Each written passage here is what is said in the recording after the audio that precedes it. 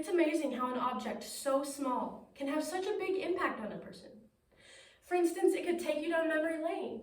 It could drive you to do great things in the future, and it can also help a person get to know you. The three objects I have today may seem insignificant, but each one of them holds a piece of my life's journey. When you tell your life story, you may choose to start with the past, continue to the present, and end with the future. But not me.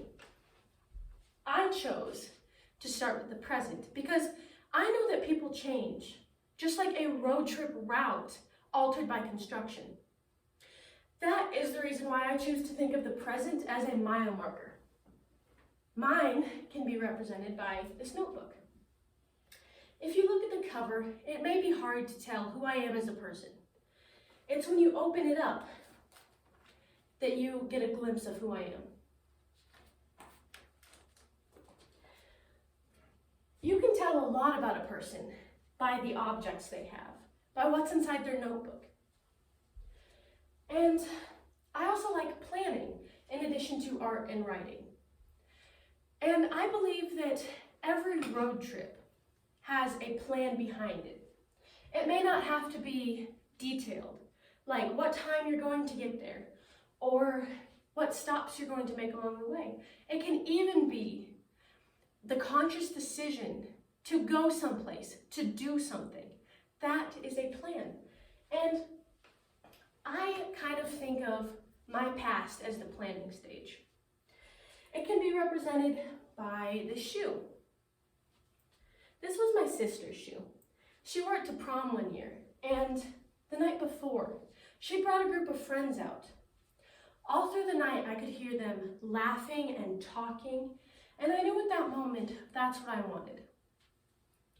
I wanted happiness and fun and laughter in my life, and that is when I knew my end destination. Everyone has a different end destination. For instance, you may want to pursue a higher education. You may want to go to a certain college or apply for a certain job. But I know that I want happiness. And I think I can get there with the help of this car key. It may not physically get me there because it's pretty old, let's face it. It might not even get me through high school, but it's still my first car.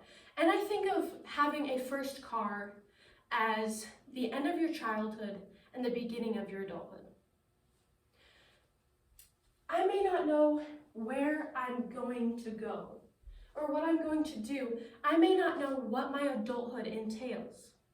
But I do know that if I work hard enough, I can achieve happiness. I can reach my end goal.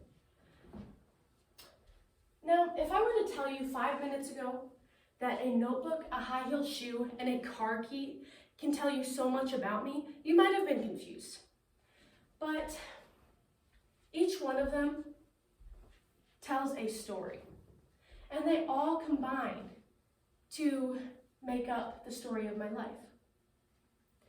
I may not know where I'm going, but I am very excited to find out what the future holds for me.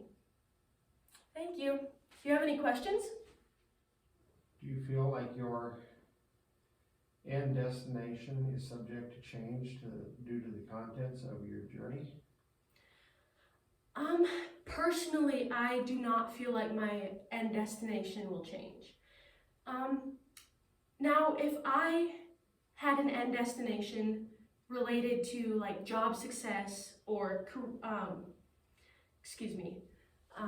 education success, something of that nature, that would still be tied into happiness.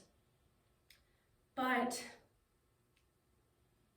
right now, I think it's at its simplest point, and either way, no one really wants to be unhappy.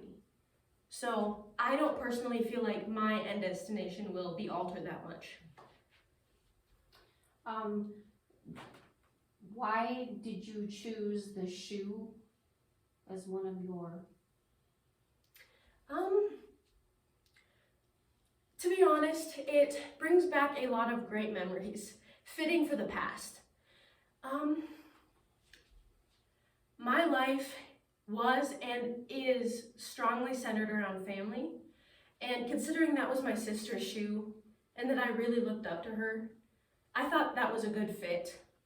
Especially since, like, look at how pretty it is. I thought so anyway, but that was my favorite shoe of hers. And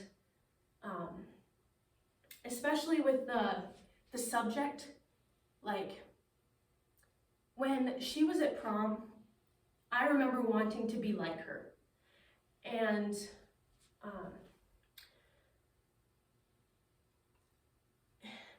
I guess I chose the shoe because it represented happiness to me. When I was little, it might not have been that deep. It might have been more so along the lines of, oh, that's pretty, and I feel like I'd be happy wearing it. Get what I mean? Yeah. That's why I chose the shoe. Are there any other questions? No. All right, well, thank you.